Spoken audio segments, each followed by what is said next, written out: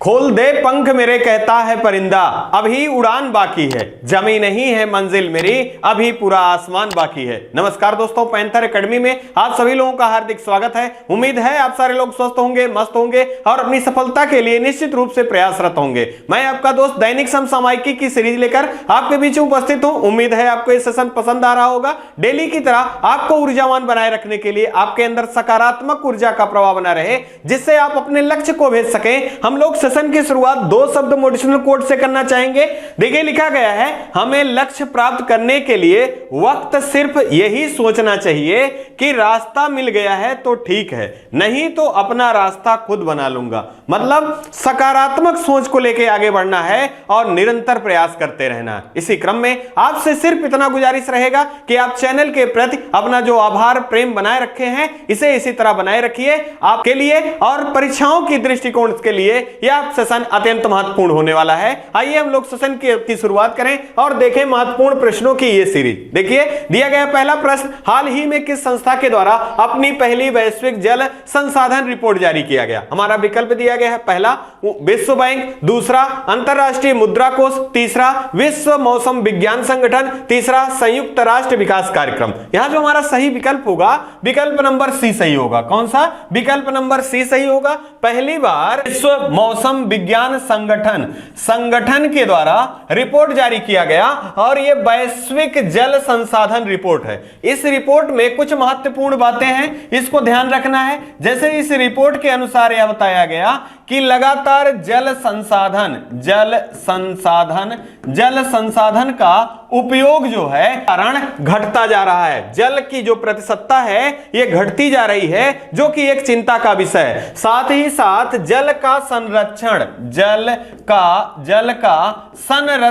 संरक्षण करने की बात इस रिपोर्ट में कही गई है, यह भी आपको याद रखना है। अगर हम बात करें यहां पर विश्व मौसम विज्ञान संगठन की, तो आपको ध्यान रखना है कि इसकी स्थापना कब होती है। तो इसकी स्थापना दोस्तों 1950 ईस्वी में होता है और इसका मुख्यालय कहां है?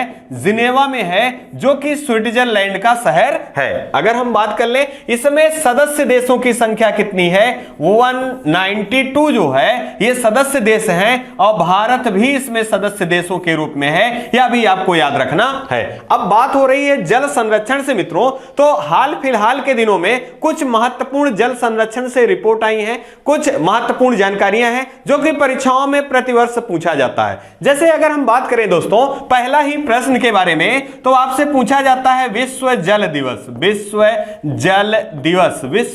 दिवस कब मनाया जाता है? तो आपको याद रखना है प्रत्येक 22 मार्च को विश्व जल दिवस के रूप में मनाया जाता है। अगर हम बात करें कि 2022 की थीम क्या है, तो अदृश्य को दृश्यमान बनाना जो है ये 2022 के जल दिवस की थीम है। अगर इसी क्रम में देखें तो आपको ध्यान रखना है कि अंतरराष्ट्रीय जल पुरस्कार से किसे सम्मानित किया गया है? तो बिल फ्रूस्ट हैं और ये कहां से संबंधित हैं? ये संबंधित हैं यूएसए के जल विज्ञानी हैं। इनको 2022 का अंतरराष्ट्रीय जल पुरस्कार से सम्मानित किया गया है। इसी क्रम में आपको याद रखना है, एक प्रश्न पूछा जाता है वाटरमैन ऑफ इंडिया के नाम से किसे जाना जाता है? तो राजेंद्र सिंह। कौन है? राजेंद्र सिंह है दोस्तों, इन्हें वाटरमैन ऑफ इंडिया के नाम से जाना जाता है। अगर आपसे पूछ लिया जाए दोस्तों कि जो SDG है, सस्टेनेबल डेवलपमेंट गोल, जिसके लक्ष्य कितने हैं? 17 लक्ष्य हैं और इसे प्राप्त करने का लक्ष्य कब तक का रखा गया है? तो 2030 तक का रखा गया है। इसमें स्वच्छ जल की बात किस इंडेक्स में किया गया है? तो आप ध्यान रखेंगे SDG इंडेक्स में स्वच्छ जल की बात इंडेक्स नंबर 6 में कहा गया है, यह भी ध्यान रखना है।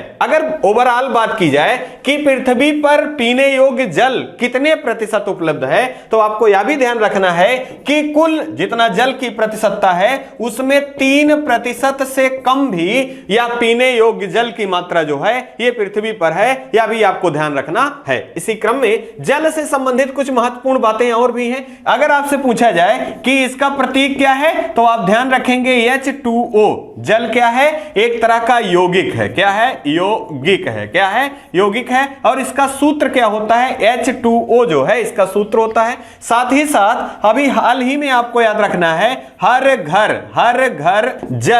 घर जल योजना का लक्ष्य कब तक का रखा गया है? तो 2024। कब तक का? 2024 का हर घर जल का लक्ष्य 2024 का रखा गया है। और यहां से 3 प्रश्न आपको पूछा जा सकता है। पहला, हर घर जल प्रमाणित जिला, प्रमाणित अगर जिला पूछ लिया जाए तो कौन सा है? तो आप ध्यान रखेंगे बुरहानपुर है, जो कि कहां से संबंधित है? मध्य प्रदेश से संबंधित है। इसी क्रम में दूसरा याद रखेंगे, हर घर प्रमाणित राज्य कौन सा है? जल के रूप में प्रमाणित राज्य कौन है? तो गोवा है। कौन सा है? गोवा है। इसी क्रम में आप याद रखेंगे सुजल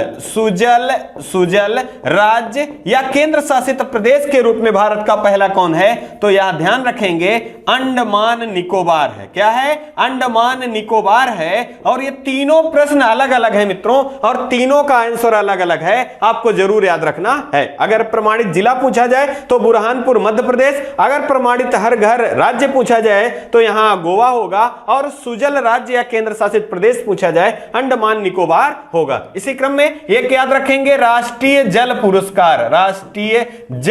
पुरस्कार 2022 में पहले स्थान पे कौन सा राज्य है? तो यहां याद रखेंगे ये उत्तर प्रदेश है, दूसरे स्थान पे राजस्थान है, और तीसरे स्थान पर तमिलनाडु है। यह भी अत्यंत महत्वपूर्ण प्रश्न है, आप जरूर इसको याद रखेंगे। यहां से एक महत्वपूर्ण जानकारी और भी है मित्रों कि यहां बात हो रही थी संस्थाओं की, तो हमारी परीक्षाओं में संस्थाओं से भी प्रश्न पूछे जाते हैं। तो एक सूची के माध्यम से हम लोग उसको देखें कि कौन सी संस्था का मुख्यालय कहां है और इसका स्थापना कब हुआ था, तो आपको यहां से प्रश्न भी आसान हो जाएंगे परीक्षाओं के दौरान। देखिए, पहला दिया गया है अंतरराष्ट्रीय दूरसंचार संघ जो है इसका मुख्यालय जिनेवा में है, जो कि स्विट्जरलैंड से, और 1865 में इसकी स्थापना होती है। सार्वभौमिक डाक संघ की बात करें तो बर्न, जो कि स्विट्जरलैंड का शहर है, यहां पर ये 1874 में इसका होता है। अंतरराष्ट्रीय श्रम संगठन अत्यंत महत्वपूर्ण है, ILO के नाम से जाना जाता है, और इसके प्रमुख हाल ही में गिलबर्ट हकैबो को नियुक्त किया गया है। तो यह भी ध्यान रखेंगे, इसका मुख्यालय जिनेवा में है, और 1919 में इसकी स्थापना होती है। विश्व स्वास्थ्य संगठन की बात करें जिसे WHO के नाम से जाना जाता है, इसका भी मुख्यालय जिनेवा में है, और इसकी स्थापना 7 अप्रैल 1948 को होती है। अगर विश्व मौसम विज्ञान संगठन जिसके बारे में हम बात कर रहे हैं, इसका भी मुख्यालय जिनेवा स्विट्जरलैंड में है, इसकी स्थापना 1950 में होती है। विश्व बौद्धिक संपदा संगठन जिसे BIPO के नाम से जाना जाता है, इसका मुख्यालय जिनेवा स्विट्जरलैंड में है, 1967 में इसकी स्थापना होती है।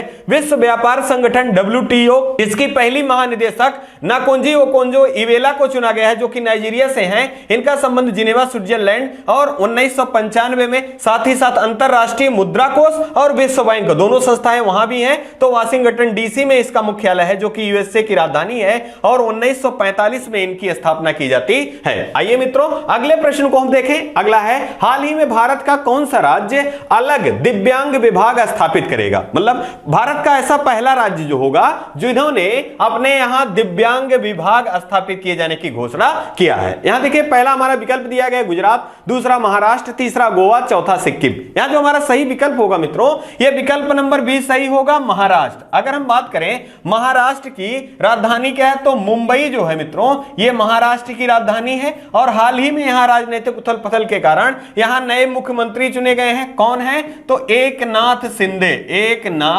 शिंदे जी जो हैं, ये वर्तमान में कहां के मुख्यमंत्री हैं? तो महाराष्ट्र राज्य के मुख्यमंत्री कौन है? एकनाथ शिंदे जी हैं। और उप मुख्यमंत्री के रूप में देवेंद्र फडणवीस हैं। जबकि राज्यपाल की बात करें तो भगत सिंह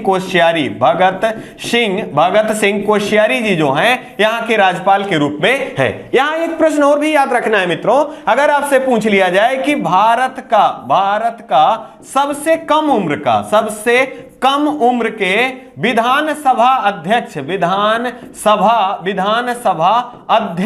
अध्यक्ष का संबंध किस राज्य से है? तो यह महाराष्ट्र राज्य से है और उनका नाम याद रखेंगे राहुल नार्वेकर। कौन? राहुल नार्वेकर हैं, यह भी याद रखना है। यहां से आपको याद रखना है, पूछा जाता है कि महाराष्ट्र का सुकरात किसे कहा जाता है? तो गोविंद रानाडे महाराष्ट्र का सुकरात, याद रखें, महाराष्ट्र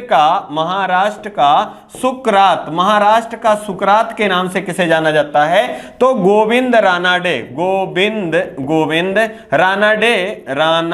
जी को महाराष्ट्र का सुकरात के नाम से जाना जाता है। आपसे पूछा जाता है कि छत्रपति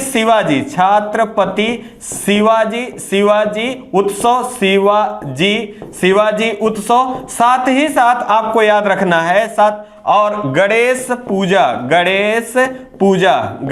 पूजा को किसने प्रारंभ किया था? तो ये बाल गंगाधर तिलक जी के द्वारा प्रारंभ किया गया था, जो कि महाराष्ट्र राज्य से संबंधित थे। अब यहां बात हो रही है दिव्यांग विभाग की, तो आपको ध्यान रखना है हाल ही में विश्व दिव्यांग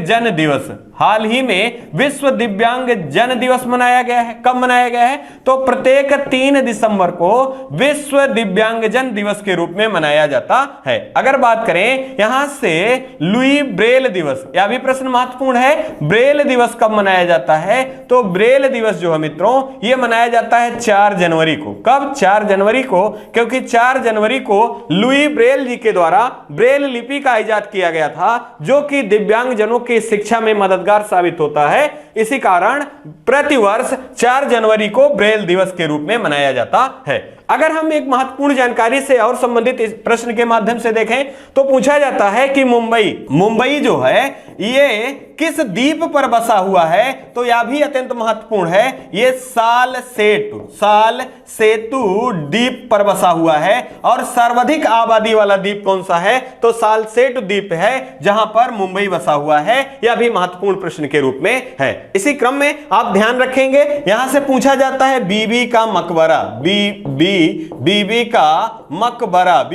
मकबरा किस राज्य से संबंधित है? तो ये महाराष्ट्र के औरंगाबाद, बीबी का मकबरा महाराष्ट्र के औरंगाबाद में स्थित है, जिसको किसने निर्मित किया था?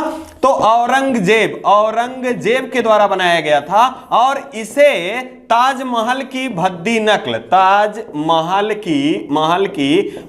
नकल के नाम से भी जाना जाता है। इसी क्रम में महाराष्ट्र से एक पूछा जाता है झील के बारे में, लोनार झील। कई बार पूछा गया है कि लोनार झील किस प्रकार की झील है? तो यह एक प्रकार का क्रेटर झील है। क्या है?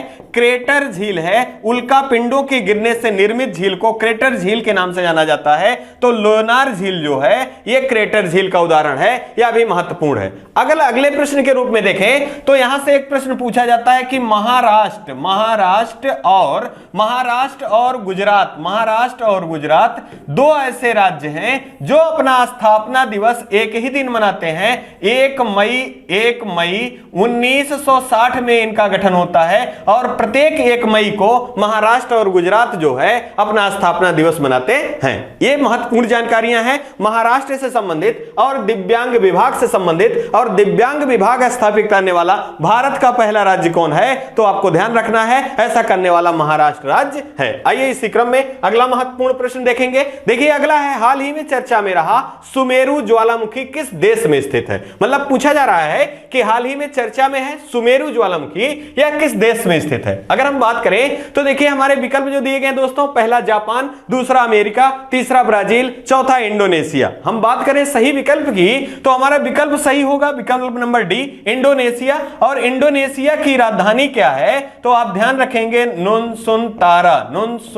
तारा जो है यहां की राजधानी है। और वर्तमान में यहां के राष्ट्रपति कौन है? तो जोको विडोडो जो हैं ये वर्तमान में यहां के राष्ट्रपति हैं। और इंडोनेशिया के बाली में ही 2022 का G20 देशों की बैठक कहां बुलाई गई थी? तो इंडोनेशिया के बाली में बुलाया गया था। साथ ही साथ आपको याद रखना है, इंडोनेशिया को द्वीपों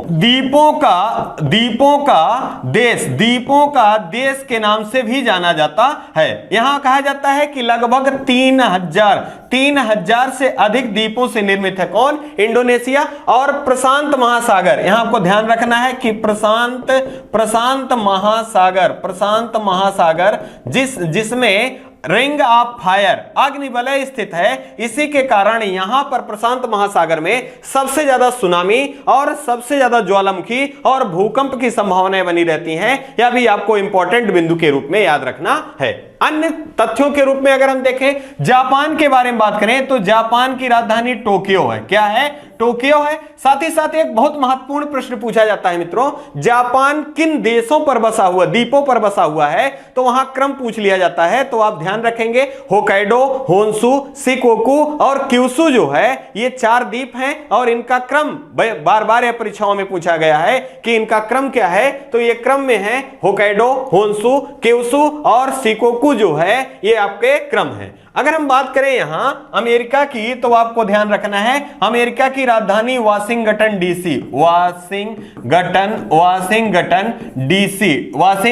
डीसी है। और यह किस नदी के तट पर स्थित है? तो पोटामैक नदी के तट पर स्थित है। अगर ब्राजील की बात करें तो यहां की राजधानी ब्राजीलिया है। यह भी आपको याद रखना है, यह अत्यंत महत्वपूर्ण प्रश्न के रूप में है। इसी क्रम में कुछ महत्वपूर्ण ज्वालामुखी हैं, एक सूची के माध्यम से हम उसको देखें। देखिए यहां दिया गया विश्व के प्रमुख ज्वालामुखी। अगर पूछा जाए माउंट कोटोपैक्सी किस प्रकार की ज्वालामुखी है? तो सक्रिय ज्वालामुखी है। किस देश से संबंधित है? इक्वाडोर। अगर पूछा जाए माउंट एटना सक्रिय ज्वालामुखी है, इटली की। स्ट्राम्बोली की बात करें तो सक्रिय ज्वालामुखी है, इटली की। और इसी को भूमध्य सागर का प्रकाश स्तंभ के नाम से किसे जाना जाता है? तो स्ट्राम्बोली जो है, ये ज्वालामुखी को भूमध्य सागर का प्रकाश स्तंभ के नाम से जाना जाता है। ब्यूसियस की बात करें तो ये शांत ज्वालामुखी है और ये भी इटली से संबंधित है। देमबंद की बात करें शांत है, ईरान से। कोह सुल्तान की बात करें शांत, ईरान से संबंधित है। फ्यूजियामा जो है ये सक्रिय है, जापान से। और किलिमंजारो की बात करें शांत ज्वालामुखी, तंजानिया से। कटमई की बात कर लें तो अलास्का से संबंधित है। एल बुर्ज की बात कर लें तो जॉर्जिया और रूस की सीमा पर स्थित है। इसी क्रम में आपको भूलना नहीं है, भारत में एकमात्र सक्रिय ज्वालामुखी का नाम क्या है? तो बैरन ज्वालामुखी है, जो कि कहां स्थित है? अंडमान निकोबार में स्थित है। यह भी कई बार प्रश्न के रूप में पूछा गया है कि भारत में एकमात्र सक्रिय ज्वालामुखी का क्या नाम है? उसका नाम बैरन ज्वालामुखी है, जो कि अंडमान निकोबार में स्थित है। आइए इसी क्रम में हम लोग अगला महत्वपूर्ण प्रश्न देखेंगे। अगला है, हाल ही में किस IIT का चुनाव उत्तर प्रदेश सरकार ने उत्तर प्रदेश को स्टार्टअप हब बनाने के लिए किया है? अत्यंत महत्वपूर्ण प्रश्न है और आप ध्यान दें इसके विकल्प के बारे में। तो देखिए, पहला दिया गया है IIT रुड़की, दूसरा IIT दिल्ली, तीसरा IIT कानपुर, चौथा IIT गुवाहाटी। दोस्तों इस प्रश्न का जो हमारा सही उत्तर है, यह विकल्प नंबर सी सही है। IIT कानपुर को स्टार्टअप हब बनाए जाने की घोषणा की गई है। किसके द्वारा? तो उत्तर प्रदेश सरकार के द्वारा यह घोषणा की गई है कि स्टार्टअप हब जो टेक्नोलॉजी के क्षेत्र में अत्यधिक जो कार्य किया जाएगा वो कहां से संपन्न होगा? तो यह संपन्न होगा IIT कानपुर से। अगर आप याद कर पा रहे हो तो हम लोगों ने दीपक धर के बारे में पढ़ा है। तो आपको याद है भारत के पहले बोल्ट मैन मेडल से सम्मानित कौन से व्यक्ति हैं? तो दीपक धर हैं। और इनका संबंध किस IIT से है? तो IIT कानपुर से संबंधित हैं। इसी क्रम में आप एक महत्वपूर्ण प्रश्न स्टैटिक जीके के रूप में पूछा जाता है, उत्तर भारत का मैनचेस्टर, यहां सही कर लीजिएगा मित्रों, उत्तर भारत का मैनचेस्टर के नाम से किसे जाना जाता है? तो यह कानपुर को जाना जाता है। जबकि पूर्वी भारत का पूछा जाए तो कोयम्बटूर जो है यह पूर्वी भारत का मैनचेस्टर के नाम से जाना जाता है। और अगर आपसे पूछ लिया जाए भारत का मैनचेस्टर के नाम से, चेस्टर के नाम से किस से जाना जाता है? तो अहमदाबाद, अहमदाबाद को भारत का मैनचेस्टर के नाम से जाना जाता है। इसी क्रम में कानपुर से पूछा जाता है दाल अनुसंधान, दाल अनुसंधान केंद्र, दाल अनुसंधान केंद्र, साथ ही साथ चीनी अनुसंधान केंद्र, चीनी अनुसंधान केंद्र का संबंध कहां से है? तो इन दोनों का संबंध जो है ये कानपुर से है। इसी क्रम में पूछा जाता है कि कानपुर किस नदी के तट पर स्थित है? तो कानपुर जो है गंगा नदी के तट पर स्थित है, जबकि उत्तर प्रदेश की राजधानी लखनऊ, लखनऊ जो है ये किस नदी के तट पर है? तो ये गोमती, गोमती नदी के तट पर है। आपको याद रखना है कि गोमती नदी का उद्गम कहां से होता है? तो पीलीभीत, पीलीभीत के फुलहर झील से। कौन सा? फुलहर झील से गोमती नदी का उद्गम होता है। यह भी प्रश्न अत्यंत महत्वपूर्ण प्रश्न के रूप में है। अगर हम बात करें यहां विकल्पों की, तो आपको ध्यान रखना है आईआईटी रुड़की के द्वारा, तो अभी हाल ही में हम लोगों ने पढ़ा है आईआईटी रुड़की के द्वारा किसान मोबाइल ऐप, किसान मोबाइल ऐप किसके द्वारा प्रारंभ किया गया है? तो आईआईटी रुड़की के द्वारा। और अगर पूछा जाए सुपर कंप्यूटर गंगा कहां स्थापित किया गया है? तो आईआईटी रुड़की में स्थापित किया गया है। इसी क्रम में हाल ही में आईआईटी गुवाहाटी से याद रखना है, यहां पर सुपर कंप्यूटर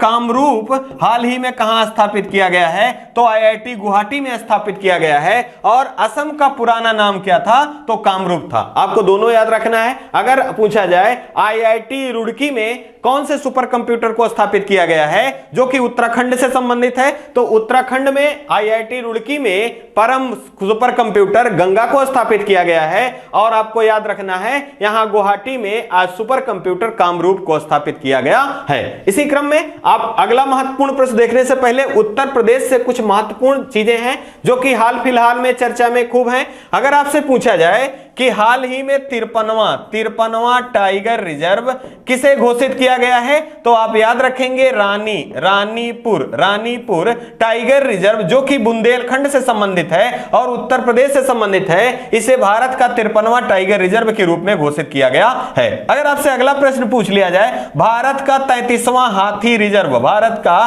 33वां हाथी रिजर्व और उत्तर प्रदेश का दूसरा हाथी रिजर्व किसे घोषित किया गया है? तो तराई हाथी रिजर्व है जो कि उत्तर प्रदेश से संबंधित है। और पीलीभीत, आपको ध्यान रखना है, पीलीभीत और खीरी लखीमपुर से स्थित है। और अगर आपसे पूछ लिया जाए भारत का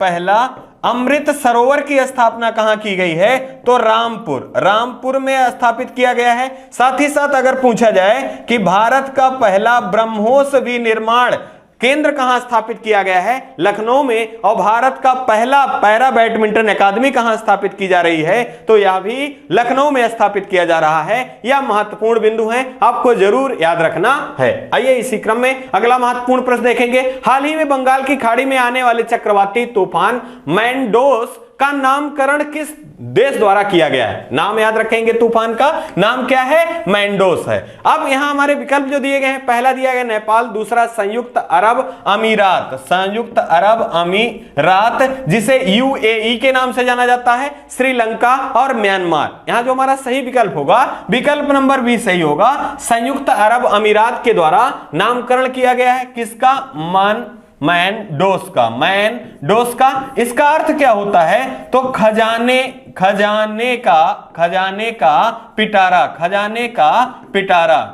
का पिटारा जो है ये अर्थ होता है मैंडोस का। और ये चक्रवाती तूफान है, उष्णकटिबंधीय चक्रवात है ये, आपको यह भी ध्यान रखना है। अगर हम बात करें यहां महत्वपूर्ण जानकारी के परिप्रेक्ष्य में, तो आपको याद रखना है कि 2022 का पहला चक्रवात कहां आया था और उसका नाम क्या था? तो असनी नाम इसका था चक्रवात का। और इसका नामकरण किसके द्वारा किया गया था? तो श्रीलंका के द्वारा इसका नामकरण किया गया था। और इसका अर्थ क्या होता है? क्रोध। असनी का अर्थ क्या होता है? क्रोध जो है इसका अर्थ होता है, और ये कहां पर आया था? बंगाल की खाड़ी में। कहां? बंगाल की खाड़ी में आया था। यह भी प्रश्न पूछा जाता है, डायरेक्ट आपसे प्रश्न पूछा जाएगा कि मैंडोस जो तूफान आया था ये हाल ही में ये कहां पर देखा गया? तो आपको ध्यान रखना है कि बंगाल की खाड़ी में देखा गया। और 2022 का जो पहला तूफान आया था असनी, वो भी कहां आया था? तो बंगाल की खाड़ी में आया था। असनी का नामकरण किसने किया था? श्रीलंका ने किया था, जिसका अर्थ होता है क्रोध। जबकि मैंडोस का अर्थ क्या होता है? खजाने का पिटारा होता है। और इसका नामकरण किसने किया है? संयुक्त अरब अमीरात के द्वारा किया गया है। अगर हम बात करें संयुक्त अरब अमीरात या यूएई की, तो इसकी राजधानी क्या है? Abu Dhabi. क्या है? अबू धाबी जो है इसकी राजधानी है। साथ ही साथ आपको यहां से एक दो प्रश्न याद रखने हैं। अगर आपसे पूछा जाए कि होप मिशन का संबंध किस देश से है, तो आपको ध्यान रखना है यूएई के द्वारा होप मिशन प्रारंभ किया गया था। साथ ही साथ राशिद रोवर का संबंध किस देश से है, तो इसका संबंध भी यूएई से है। अगर पूछ लिया जाए कि विश्व का पहला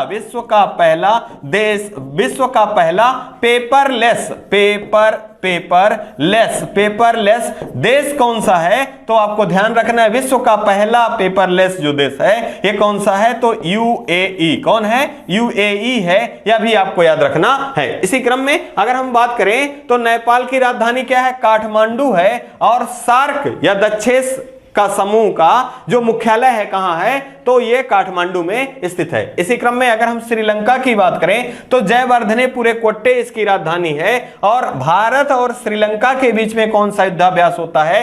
तो स्लिनेक्स और मित्र शक्ति युद्धाभ्यास होता है। अगर बात करें म्यांमार की, तो न्यायपीड़ा जो है या म्यांमार का राजधानी है। और भारत की सीमा से लगने वाले जो राज्य हैं, तो आपको याद रखना है अरुणाचल प्रदेश है, नागालैंड है, साथ ही साथ मणिपुर है और मिजोरम। ये चार राज्यों की सीमा जो है ये किससे लगती है? तो ये म्यांमार से लगती है। यह भी महत्वपूर्ण जानकारी के रूप में है। आइए इसी क्रम में अगला महत्वपूर्ण प्रश्न देखेंगे। हाल ही में विश्व आयुर्वेद कांग्रेस का 9वां संस्करण का आयोजन कहां किया गया है? अब ध्यान रखना है आयुर्वेद कांग्रेस का 9वां संस्करण है और इसका आयोजन पूछा जा रहा है कहां किया गया है। पहला हमारा विकल्प दिया गया गोवा, दूसरा केरल, तीसरा मेघालय, चौथा दिया गया नागालैंड। यहां जो सही विकल्प हमारा होगा, विकल्प नंबर ये सही होगा गोवा। गोवा की राजधानी क्या है? पणजी है। क्या है? पणजी है। और यहीं पर इसका आयोजन किया गया, यह भी आपको याद रखना है। अगर हम बात करें यहां के मुख्यमंत्री कौन है, तो प्रमोद सावंत जी जो हैं वर्तमान में गोवा राज्य के मुख्यमंत्री के रूप में है। अगर हम बात करें यहां विश्व आयुर्वेद कांग्रेस का यह संस्करण कौन सा है, तो प्रश्न में ही दिया गया है, यह संस्करण 9वां है। और ये किस मंत्रालय की पहल है? तो ये आयुष मंत्रालय, साथ ही साथ राज्यों के और केंद्र का जो स्वास्थ्य मंत्रालय है इनका संयुक्त कार्यक्रम है। अगर हम बात करें आयुष की, तो यहां से बहुत महत्वपूर्ण प्रश्न पूछा जाता है आयुष से संबंधित। इसके शब्दों का जो ये अक्षर हैं, वर्ण हैं, इनके अर्थ होते हैं अलग अलग। इनसे भी प्रश्न पूछा गया फुल फॉर्म के रूप में। अगर एक ही बात करें तो यह आयुर्वेद है। और आयुर्वेद के जन्मदाता के रूप में किसे जाना जाता है? तो धन्वंतरी जी ये आयुर्वेद के जनक के रूप में जाने जाते हैं। अगर बात करें वाई से क्या है, तो योग है। और योग के प्रवर्तक के रूप में किसे जाना जाता है? तो पतंजलि जी जो हैं ये योग के प्रवर्तक कहे जाते हैं। अगर यू से बात करें तो यह यूनानी है। और यश से बात करें तो सिद्ध। क्या है? सिद्ध या सिद्धि। और यच से बात करें तो होम्योपैथी है। यह भी आपको याद रखना है। यहां से आपको याद रखना है आयुर्वेद का ये भारत में 3 इसके मुख्यालय बनाए गए हैं। कौन कौन है? तो आयुर्वेद का मुख्यालय जो है ये गोवा में है। कहां है? आयुर्वेद का मुख्यालय गोवा में है। जबकि यूनानी की बात करें तो इसका मुख्यालय गाजियाबाद में है, जो कि उत्तर प्रदेश से संबंधित है। और होम्योपैथी का मुख्यालय की बात करें तो यह नई दिल्ली, कहां? नई दिल्ली में स्थित है। है, यह भी आपको याद रखना है। इसी क्रम में अगर हम बात करें कि केंद्रीय आयुष मंत्री कौन है वर्तमान में, तो सर्वानंद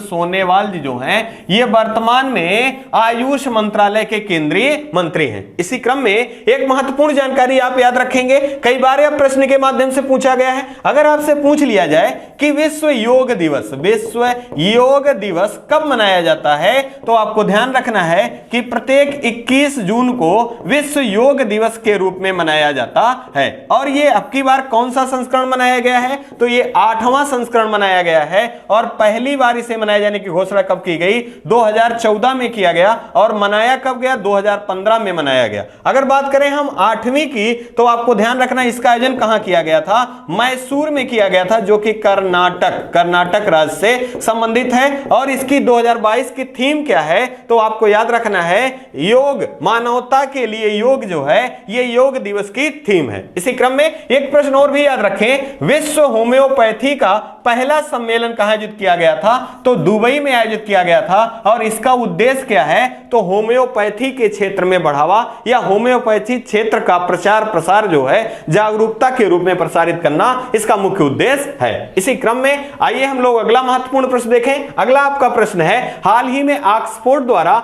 वर्ष 2022 का सबसे चर्चित शब्द किसे चुना गया। देखिए, पहला दिया गया है वैक्स, दूसरा दिया गया पर्मा क्राइसिस, तीसरा दिया गया ग्लोबिन बोर्ड, और चौथा दिया गया होमर। यहां देखो, आपका प्रश्न जो सही आंसर है, ये विकल्प नंबर सी सही होगा। ग्लोबिन मोड जो है, ये ऑक्सफोर्ड के द्वारा 2022 का चर्चित वर्ड है। अब यहां चर्चित, यहां देखिए एक पिक्चर भी दिखाया गया है, Oxford word of the year 2022। इसी क्रम में हम लोग ध्यान दें, अगर 2021 के बारे में, तो हम लोगों ने कई बार पढ़ रखा है कि ऑक्सफोर्ड के द्वारा 2021 का वर्ड ऑफ द ईयर किसे चुना गया था, तो ये शब्द वैक्स है। क्या है, वैक्स है। और 2022 का ग्लोबिन मोड जो है, या 2022 का ऑक्सफोर्ड के द्वारा निर्धारित किया गया वर्ड ऑफ द ईयर है। इसी क्रम में अगर इसके अर्थ को समझना चाहें, तो क्या होता है, इसका अर्थ होता है आलसी या लालची, या आप ऐसा कह सकते हैं कि समाज में उनके उत्तरदायित्वों को ना मानने वाला, या समाज के प्रति जो आदर्श उत्तरदायित्व बनाए गए हैं, उन उत्तरदायित्वों को ना मानने वाला, या आप कह सकते हैं स्वार्थी प्रकृति का, या इसका अर्थ है ग्लोबिन मोड का। अगर हम बात करें अन्य दो शब्दों के बारे में, तो यहां भी आपको याद रखना है। अगर आपसे पूछा जाए कॉलिंस डिक्शनरी के आधार पर वर्ड ऑफ द ईयर 2022 के रूप में किसे चुना गया है, तो यह पर्मा क्राइसिस है। क्या है, पर्मा क्राइसिस है। और अगर यहीं पर कैम्ब्रिज डिक्शनरी की बात किया जाए, तो वर्ड ऑफ द ईयर के रूप में किस शब्द को चुना गया है, तो होमर शब्द को चुना गया है। और होमर शब्द का सबसे ज्यादा उपयोग कहां होता है, तो आपको ध्यान रखना है, यूएसए का राष्ट्रीय खेल क्या है, तो बेसबॉल है। और इसी में होमर शब्द का उपयोग किया जाता है बेसबॉल के खेल में, और सबसे ज्यादा बार इसी का प्रयोग किया गया है, होमर का, जो कि कहां से संबंधित है, यह कैम्ब्रिज डिक्शनरी के द्वारा वर्ड ऑफ द ईयर के रूप में चुना गया है। और इसी में आपको ऑक्सफोर्ड डिक्शनरी के द्वारा children word of the year के रूप में पूछा जाए, तो आपको याद रखना है एंजाइटी शब्द को children word of the year के रूप में घोषित किया गया था। इसी क्रम में कुछ फैक्ट महत्वपूर्ण और याद रखेंगे, जैसे अगर आपसे पूछ लिया जाए कि PETA person of the year के रूप में किसे चुना गया है, तो आलिया भट्ट है। कौन है, आलिया भट्ट को PETA person of the year के रूप में चुना गया है। इसी क्रम में अगर पूछ लिया जाए पर्सन ऑफ द ईयर के रूप में किसे चुना गया है, तो आप याद रखेंगे एलन मस्क। कौन है, एलन मस्क है पर्सन ऑफ द ईयर। और ये महत्वपूर्ण जानकारियां हैं, आप इनको जरूर याद रखेंगे। साथ ही साथ आपको याद रखना है, हाल ही में टाइम्स हायर टाइम्स हायर के द्वारा हाल ही में रहने योग्य शहरों की सूची जारी की गई है, जिसमें सबसे अधिक महंगा शहर के रूप में किसे चुना गया है? तो न्यूयॉर्क। कौन है? न्यूयॉर्क शहर है। साथ ही साथ सिंगापुर, सिंगापुर जो है ये सबसे महंगी शहरों के रूप में दोनों एक पहले पायदान पे हैं। और सबसे सस्ता शहर रहने योग्य की बात करें तो आपको ध्यान रखना है कौन है? दमिश्क। दमिश्क है, जो कि किस देश की राजधानी है? ये सीरिया की राजधानी है। ये सबसे सस्ता शहरों, रहने योग्य सबसे सस्ते शहरों के रूप में है। अगर हम बात करें ये किसके द्वारा? इकोनॉमिक इंटेलिजेंस के द्वारा, यूनिट, इकोनॉमिक इंटेलिजेंस यूनिट के द्वारा जारी किया जाता है रिपोर्ट। और इसी में आपको याद रखना है कि भारत के क्या कोई शहर टॉप 100 में शामिल है? तो आपको याद रखना है कि भारत का कोई भी शहर रहने योग्य शहरों की सूची में, टॉप 100 की सूची में शामिल नहीं है। आइए इसी क्रम में अगला महत्वपूर्ण प्रश्न देखेंगे। हाल ही में भारत का पहला गोल्ड एटीएम मशीन का स्थापना कहां किया गया? अब यहां देखिए, भारत का यह पहला गोल्ड एटीएम है, मशीन है। आपको याद रखना है हमारे विकल्प जो दिए गए हैं, पहला कर्नाटक, दूसरा हरियाणा, तीसरा जम्मू कश्मीर, चौथा हैदराबाद। यहां जो सही विकल्प होगा, विकल्प नंबर डी सही होगा। हैदराबाद में इसे स्थापित किया गया है। और ऐसा माना जा रहा है कि विश्व का पहला real time gold machine ATM machine है। या आपको ध्यान रखना है। और भारत का पहला है और विश्व का real time gold ATM machine कौन है? या कि हैदराबाद में स्थापित किया गया है। इसमें अपने जो क्रेडिट कार्ड या डेबिट कार्ड से आवश्यकता अनुसार आप धन खर्च करके गोल्ड को प्राप्त कर सकते हैं, क्वाइन के रूप में, सिक्के के रूप में। अब यहां अगर हम बात करें हैदराबाद की, तो यहां से बहुत महत्वपूर्ण प्रश्न बन जाता है। पहला प्रश्न पूछा जाता है कि ऑपरेशन पोलो का संबंध किससे है? तो हैदराबाद को अभिन्न हिस्सा बनाए जाने से संबंधित है ऑपरेशन पोलो। और कब यह जारी किया गया था? तो 1948 में इसे प्रारंभ किया गया था। अगर हम बात करें दूसरे प्रश्न की, तो हैदराबाद किस नदी के तट पर स्थित है? तो हैदराबाद मूसी नदी के तट पर स्थित है। और यह किस राज्य की राजधानी है? तो तेलंगाना राज्य की राजधानी का नाम क्या है? तो हैदराबाद है। इसी क्रम में आपसे पूछा जा सकता है, हाल ही में मोस्ट जीआई पॉपुलर टैग से किसे सम्मानित किया गया है? तो हैदराबादी हलीम को मोस्ट पॉपुलर जीआई टैग से सम्मानित किया गया है। अगर आपसे पूछा जाए हाल ही में वर्ल्ड ग्रीन सिटी अवार्ड से सम्मानित होने वाला एकमात्र शहर कौन सा है? तो यह हैदराबाद है। कौन है? हैदराबाद है। इसी क्रम में आपको याद रखना है tree city of the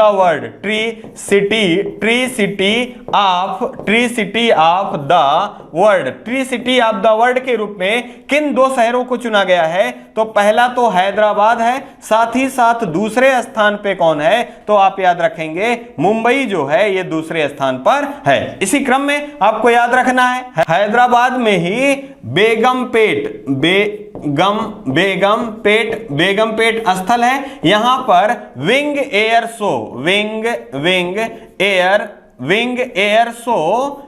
air show का आयोजन कहां किया गया था? तो हैदराबाद में किया गया था। और हैदराबाद के बेगमपेट में। और विंग एयर शो जो है एयर शो के रूप में सबसे बड़ा एयर शो है। और इसका आयोजन कहां किया गया था? तो हैदराबाद में किया गया था। इसी क्रम में आपको जरूर ध्यान रखना है कर्नाटक से, तो आपको याद रखना है कोलार की खान किससे संबंधित है? तो सोने से संबंधित है कोलार की खान। और ये कर्नाटक राज्य से संबंधित है। अगर विश्व की बात करें तो काल गुरली और कालगार्डी जो सोने की खाने हैं ये किस देश से संबंधित हैं? ये ऑस्ट्रेलिया से संबंधित हैं। और ये किसकी खाने हैं? तो आप ध्यान रखेंगे ये सोने की खाने हैं। यह भी कई बार पूछा गया है। अगर आपसे पूछा जाए जम्मू कश्मीर के बारे में, तो आपको ध्यान रखना है तैरता हुआ एटीएम सबसे पहले कहां स्थापित किया गया और किस बैंक के द्वारा स्थापित किया गया? तो SBI बैंक के द्वारा, और डल झील में जम्मू कश्मीर में प्रारंभ किया गया। यह भी अत्यंत महत्वपूर्ण प्रश्न है, आपको याद रखना है। आइए इसी क्रम में अगला महत्वपूर्ण प्रश्न देखेंगे। अगला आपका प्रश्न है, हाल ही में कहां पर स्थित स्टार्टअप खेती ने वर्ष 2022 का अर्थशास्त्र पुरस्कार जीता है? देखिए, पहला दिया गया हैदराबाद, दूसरा दिया गया भुवनेश्वर, तीसरा दिया गया गांधीनगर और चौथा दिया गया बेंगलुरु। यहां जो हमारा सही विकल्प पुनः हैदराबाद होगा। अगर हम बात करें हैदराबाद की, तो यहां स्टार्टअप खेती का आशय क्या है? तो ये स्टार्टअप है, स्टार्ट अप है, और इसका नाम क्या है? खेती। क्या नाम है? खेती है। और ये किसके द्वारा? हैदराबाद के निवासी हैं कौशिक के द्वारा ये प्रारंभ किया गया है। और इसका उद्देश्य क्या है? तो इन्होंने green house in a box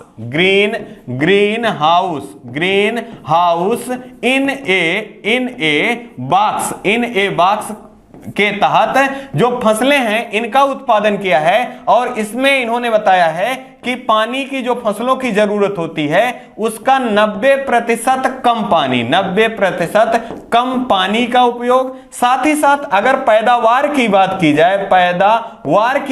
जाए तो 7 गुना अधिक पैदावार जो है इस तकनीकी के द्वारा इन्होंने प्राप्त किया है। और ऐसा करने के लिए इनको अर्थशास्त्र पुरस्कार से सम्मानित किया गया है। और ये किसके द्वारा दिया जाएगा? तो आपको याद रखना है, यूनाइटेड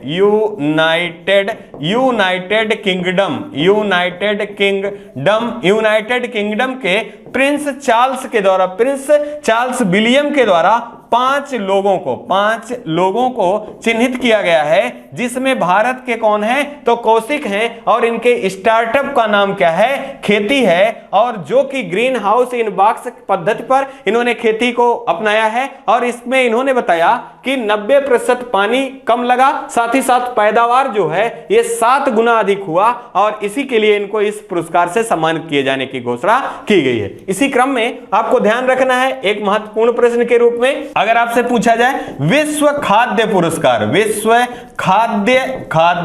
पुरस्कार 2022 से किसे सम्मानित किया गया है? तो डॉक्टर सिंथिया। कौन है? डॉक्टर सिंथिया हैं। ये USA से संबंधित हैं। इसी क्रम में आपसे पूछा जाता है कि विश्व का पहला जैविक राज्य कौन सा है? तो आप ध्यान रखेंगे, पहला जैविक राज्य विश्व का जो है यह सिक्किम है। और सिक्किम की राजधानी क्या है? गैंगटोक जो है इसकी राजधानी है। आपसे एक पुस्तक के नाम से पूछा जाता है, कृषि का इतिहास नामक पुस्तक किसके द्वारा लिखा गया है? तो एम.एस. रंधावा के द्वारा लिखा गया है, विश्व कृषि का इतिहास। किताब का नाम याद रखेंगे, विश्व कृषि का इतिहास किसके द्वारा लिखा गया है? एम.एस. रंधावा के द्वारा लिखा गया है। और विश्व खाद्य पुरस्कार डॉक्टर सिंथिया को दिया गया। विश्व का पहला जैविक राज्य के रूप में कौन है? तो सिक्किम है। इसी क्रम में आपको 2 प्रश्न और याद रखने हैं। अगर आपसे पूछा जाए हरित क्रांति के जनक अगर विश्व में पूछा जाएगा तो इसका आंसर नार्मन बोरलाग होंगे। और अगर भारत में पूछा जाए इसका आंसर तो आपको ध्यान रखना है एम.एस. स्वामीनाथन जी विश्व में, भारत में हरित क्रांति के जनक के रूप में जाने जाते हैं। ये महत्वपूर्ण आपके प्रश्न हैं, आपको इनको जरूर याद रखना है। ये सारे प्रश्न कहीं ना कहीं परीक्षाओं में पूछे गए हैं और आने वाली परीक्षाओं में इनका जो पॉसिबिलिटी है आने की वो अधिक है। इसी कारण आप इसको जरूर ध्यान रखेंगे। अगर हम बात करें भुवनेश्वर की तो ये उड़ीसा से संबंधित है। और आपको ध्यान रखना है कि 2023 का हॉकी विश्व कप का आयोजन कहां किया जाएगा? तो उड़ीसा के राउरकेला में बिरसा मुंडा स्टेडियम में किया जाएगा। अगर हम बात करें गांधीनगर की तो आपको ध्यान रखना है डेफ एक्सपो 2022 का आयोजन कहां किया जाएगा? तो गांधीनगर में किया जाएगा, जो कि गुजरात राज्य की राजधानी है। अगर हम बात करें बेंगलुरु की तो आपको ध्यान रखना है नाथ प्रभु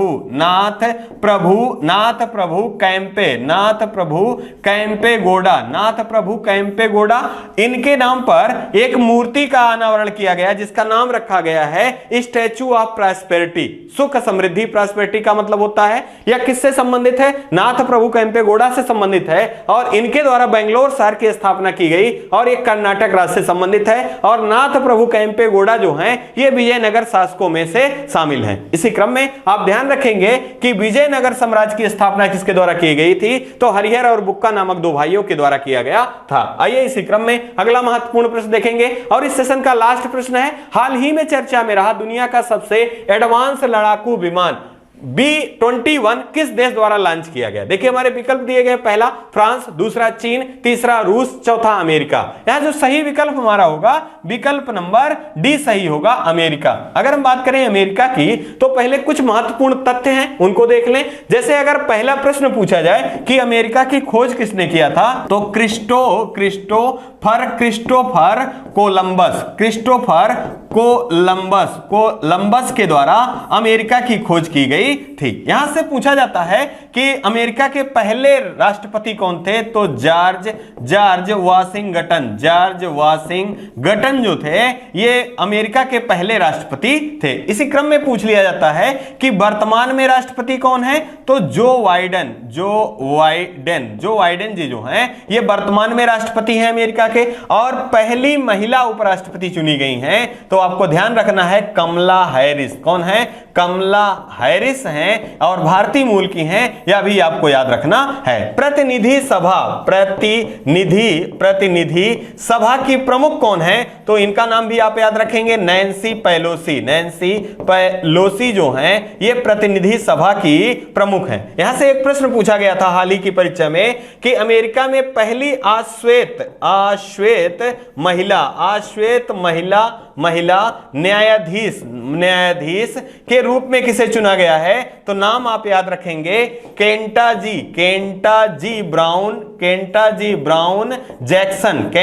ब्राउन जैक्सन जो हैं ये यूएसए की पहली आश्वेत महिला न्यायाधीश के रूप में चुनी गई थी। अगर हम बात करें इसकी राजधानी की, को अभी हम लोगों ने देखा कि वाशिंगटन डीसी जो है इसकी राजधानी है, किस नदी के तट पर है, तो पोटामैक नदी के तट पर स्थित है। इसी क्रम में यहाँ की अंतरिक्ष एजेंसी पूछा जाता है, तो क्या है, नासा यहाँ की अंतरिक्ष एजेंसी है। इसकी स्थापना 1958 ईस्वी में होता है, यह भी याद रखना है। इसी क्रम में अब हम अपने प्रश्न के माध्यम से देखें कि एडवांस लड़ाकू विमान 2B-21 जो है फ्रांस का जो सबसे सुपर आपका लड़ाकू विमान है, एयर फाइटर है, राफेल है सुपर जो फाइटर है, राफेल है, फ्रांस के द्वारा बनाया गया है। ये सबसे तेज है और ये आपका 4th जनरेशन का है। तो आपको ध्यान रखना है कि ये जो लड़ाकू विमान अमेरिका के द्वारा लॉन्च किया गया है 2B-21 ये 6th जनरेशन का है, मतलब 6th जनरेशन का। इसका आशय यह है कि राफेल से 2 जनरेशन एडवांस कौन सा है, तो ये अमेरिका का विमान 2B-21 जो है ये राफेल से 2 जनरेशन एडवांस है और वर्तमान में सबसे ताकतवर अगर बात की जाए लड़ाकू विमान की तो विश्व का कौन सा है, तो B-21 है जो कि अमेरिका के द्वारा हाल ही में 3 दिसंबर को लॉन्च किया गया है। आपको ध्यान रखना है। इसी क्रम में आपको याद रखना है, अगर हम चीन के फ्रांस के बारे में बात करें तो यहां की राजधानी पेरिस है। क्या है, पेरिस है। और आपको याद रखना है चीन की राजधानी के रूप में तो बीजिंग जो है यहां की राजधानी है। साथ ही साथ रूस की बात करें तो यहां की राजधानी मॉस्को है। इसी क्रम में अब बात हो रही थी एडवांस की, तो आपको याद रखना है अगर पूछा जाए कि विश्व में सबसे बड़ा देश हथियार आयातक देश कौन सा है, तो भारत जो है यह विश्व का सबसे बड़ा हथियार आयातक देश के रूप में है। इसी क्रम में अगर आपसे पूछा जाए कि सैन्य खर्च में सबसे ज्यादा कौन सा देश करता है, तो सैन्य खर्च में सबसे ज्यादा खर्च करने वाला देश कौन सा है, तो यूएसए है। कौन सा है, यूएसए है। और भारत यहां पर किस स्थान पे है, तो भारत का स्थान तीसरे स्थान पर है। कौन तीसरे स्थान पर है, यूएसए के बाद चीन है और तीसरे स्थान पे भारत जो है ये सैन्य खर्च में सबसे आगे है। इसी क्रम में आप याद रखेंगे फ्रंटियर सुपर कंप्यूटर, यह सुपर कंप्यूटर है। अगर पूछा जाए कि विश्व का सबसे तेज सुपर कंप्यूटर कौन सा है, तो फ्रंटियर है। और कहां से संबंधित है, तो ये यूएसए से संबंधित है। और दूसरे स्थान पे कौन है, तो दूसरे स्थान पे जापान का फुगाकू जो सुपर कंप्यूटर है, यह दूसरे स्थान पर है। यकीनन ये सारे प्रश्न आपके लिए अत्यंत महत्वपूर्ण होंगे और इन्हीं प्रश्नों के साथ आपसे विदा लेने का समय आ गया है। आपको अगर चैनल के द्वारा दी गई जानकारी पसंद आ रही है तो आप चैनल को लाइक करना, शेयर करना और सब्सक्राइब करना ना भूलें। आप अपना और अपने परिवार का खूब ढेर सारा ध्यान रखें। जय हिंद, जय भारत।